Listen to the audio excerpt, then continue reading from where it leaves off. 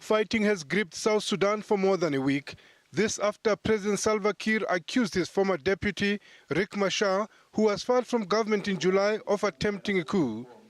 Adamant to oust President Salva Kiir, Riek Machar and his forces seized the town of Bo. This morning, President Kiir's forces reclaimed the city, and that most of the renegade forces are on the run. Before I could come here, I was informed that the loyal forces of this government have taken Bor, and they are now clearing whatever pockets that are around Bor.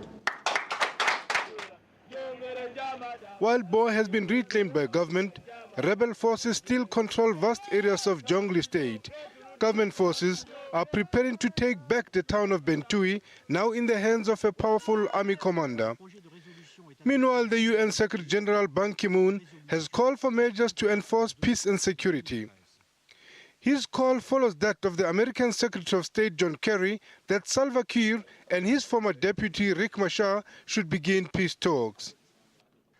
I welcome today's resolution calling for an immediate cessation of hostilities and opening of dialogue, demanding that all parties cooperate fully with UNMISS and authorizing the temporary strengthening of protection capacities with additional troops, police, and logistical assets from other UN missions.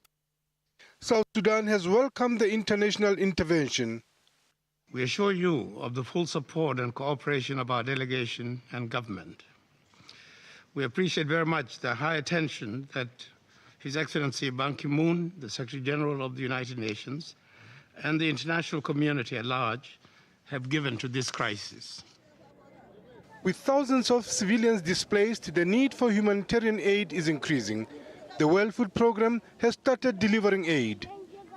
This is an emergency ration that we're providing, and the emergency ration, as we provided in the distributions which have already been completed, is for 7 days. And from then on, we shall work on, depending on whether the people are still here, depending on what the conditions are, and depending on the analysis and assessments which would have been made by humanitarian partners, then we shall move on and determine what further response we're going to make. Some 30,000 Sudanese are desperate as the battle continues and more civilians are displaced. Lehana Tsotetsi, SABC News.